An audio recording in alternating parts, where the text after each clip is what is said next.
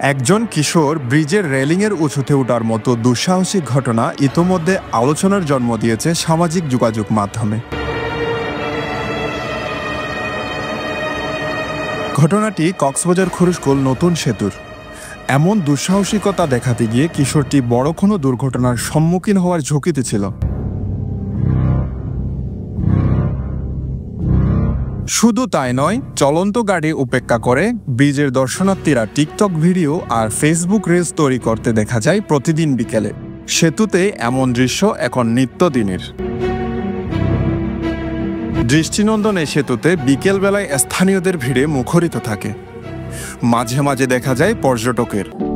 সমুদ্রের গর্জনে ভিন্ন স্বাদের সামুদ্রিক খাবারের ভরপুর আয়োজন উপভোগ করতে আজই চলে আসুন প্যাসিফিক বিচ লাউঞ্জ ক্যাফে কক্সবাজারে।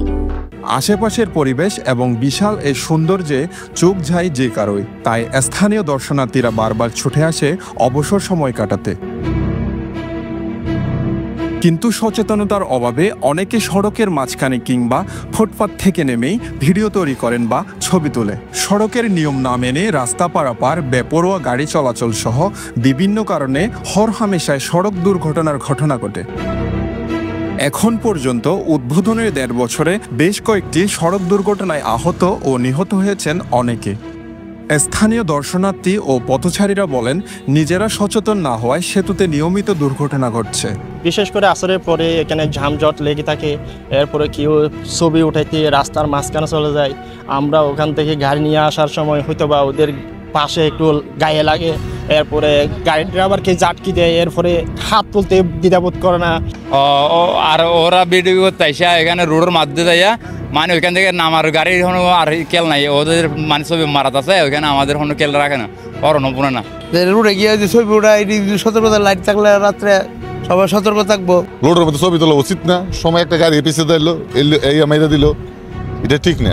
আপনার মনে করেন যদি কোনো একটা মানে ব্যবস্থা থাকতো আমাদেরকে সতর্ক করার মতন, যদি কোনো আপনার এখানে কোনো গার্ড থাকতো কিংবা আপনার মনে করেন যে জননিরাপত্তা বাহিনী যদি মনে করেন যে অ্যালার্ট বিভিন্ন সাইনবোর্ড দেওয়া থাকতো, তাহলে হয়তো আমরা এতে করে সচেতন হতে পারতাম। কিন্তু এখানে তো আমরা কিছুই দেখতে পারতেছি না।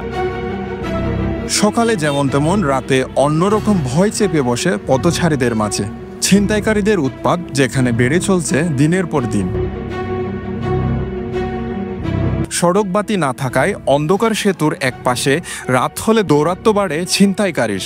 পথচারীদের দাবি সড়কে বাতির ব্যবস্থা করার, অন্যথায় অন্ধকারাচ্ছন্ন এই সেতুতে রাতের বেলায় ছিনতাইকারীদের কবল থেকে মুক্তি পাবে না পথচারীরা।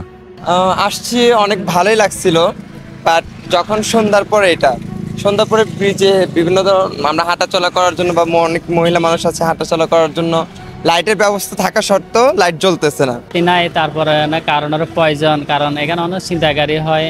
আর দ্বিতীয় কথা, এখানে আমরা তো জালমুড়ি বেশি, ঠিক আছে, অনেক সময় এখানে বাতি না থাকলে মানুষও থাকে না। দ্বিতীয় কথা অনেক রকম, যেমন ধরেন ৪-৫ জন লোক যদি আসে, ধরো আমাকে ধরলো, সাপোজ আমি বন্ধু নিয়ে আসলাম, তো আমাদের সাপোর্ট করবে কেউ নাই। প্রশাসন আছে কি, লাইট আছে কি, জনগণ অন্ধকারের মধ্যে কেউ কারো দেখে না।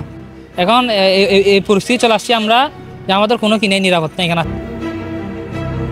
উদ্বোধনের পর থেকে খরুশকুল নতুন সেতু রয়েছে অযত্ন অবহেলায়, যে সেতুর এখনও দায়িত্ব নেয়নি কোনো কর্তৃপক্ষ। ফলে অভিভাবকহীন এই সেতুতে বড় কোনো দুর্ঘটনা ঘটার সম্ভাবনা থেকে যায়। বিশ্বজিৎ মল্লিক, পেনোয়া নিউজ।